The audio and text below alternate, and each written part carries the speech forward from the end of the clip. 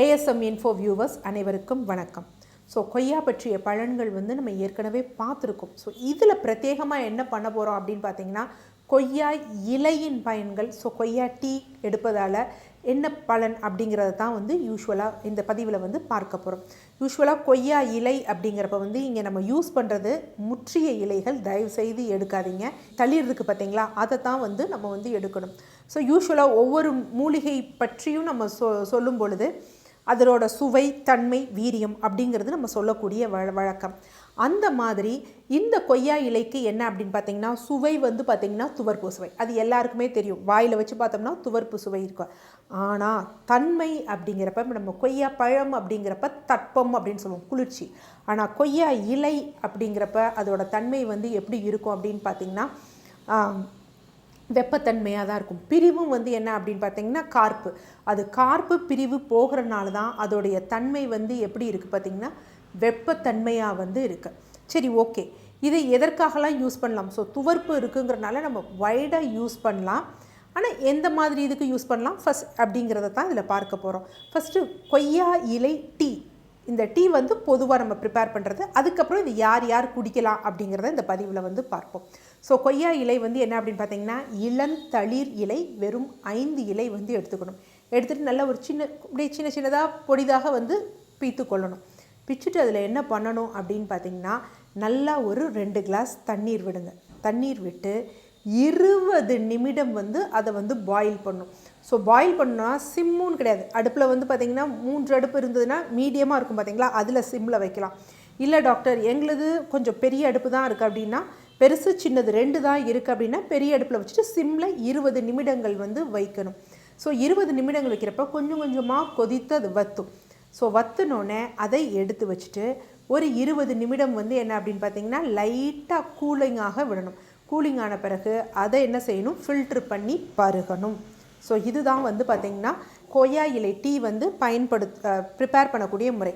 ஆனால் இது யார் யாரெல்லாம் எடுக்கலாம் அப்படின்னு தான்.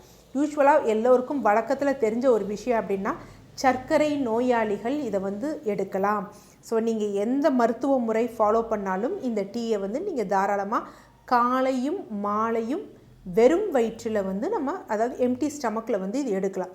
ஆனால் எந்த வகையான சர்க்கரை நோயாளிகள் எடுக்கணும் அப்படிங்கிறதா இதில் ரொம்ப முக்கியமான விஷயம். ஸோ இது என்ன வகையான ஒரு விஷயம் அப்படின்னு பார்த்திங்கன்னா, இந்த மூலிகை தன்மை பார்த்திங்கன்னா வெப்பத்தன்மை உடையது. ஸோ அதனால் என்ன அப்படின்னா, இந்த டைப் 1 இதெல்லாம் செக்ரீஷன்ஸோடு டீல் பண்ணக்கூடிய ஒரு விஷயம். அங்கே என்ன குறைபாடுனா, இன்சுலின் செக்ரீட் ஆகாமல் தான் இருக்குது. ஸோ அதை செக்ரீட் ஆகிறது போதுமானதாக இல்லை. அப்போ அது தட்பத்தோட தன்மை இருந்தால் தான் அது நல்லாயிருக்கும். அதனால் தயவு செய்து டைப் 1 சர்க்கரை நோயாளிகள், இன்சுலின் போடும் நோயாளிகள் கொய்யா இலையை பயன்படுத்தாமல் இருப்பது நல்லது. ஏன்னா சுகர் மேபி இதாகிற மாதிரி இருக்கலாம், இருந்தாலும் பாடி பயங்கரமாக ஹீட் ஆகிறது, இன்னும் மற்ற உடம்புல உள்ள சுரப்பிகளில் பாதிப்புகள் ஏற்பட வாய்ப்பு இருக்குது. அதனால் டைப் 2 சர்க்கரை நோயாளிகள் எந்த மருத்துவ முறைகளை ஃபாலோ பண்ணாலும் தாராளமாக இதை எடுத்துக்கலாம். அடுத்து வேறு யார் குடிக்கலாம் அப்படின்னு பார்த்திங்கன்னா, மாதவிடாயின் பொழுது அதிகமாக வயிற்று வலி இருக்கும். கர்ப்பப்பையில் வலி இருக்கும், அடி வயிற்றில் வலி இருக்கும், தாங்க முடியாத வலிகள் இருக்கும். அதற்குரிய காரணம் என்ன அப்படின்னு பார்த்திங்கன்னா, கர்ப்பப்பையிலிருந்து ப்ராஸ்டாகிளாண்டின்கக்கூடிய அந்த செக்ரீஷன் இருக்குது பார்த்திங்களா, அது சீராக சுரக்காத பொழுது அந்த கர்ப்பப்பை சுருங்கி விரியும் தன்மை சீரற்ற நிலைமையாக இருக்கும். அதனால தான் வலி அப்படிங்கிறது ஜாஸ்தியாக இருக்கும். ஸோ அவர்களும் இந்த டீ டிகாஷனை தாராளமாக குடிக்கலாம். ரொம்ப இது யாருக்கு நல்ல ரிசல்ட் இருக்கும் அப்படின்னு பார்த்திங்கன்னா, இந்த மாதிரி மாதவிடாயின் போது வலி ஏற்படும் திருமணமாகாத பெண்களுக்கு இது நல்ல இளம் அந்த ஒரு டீனேஜில் இருக்கக்கூடிய பெண்களுக்கு இந்த டீ டிகாஷன் கொடுத்தோம் அப்படின்னா நல்ல பலன் தரும்.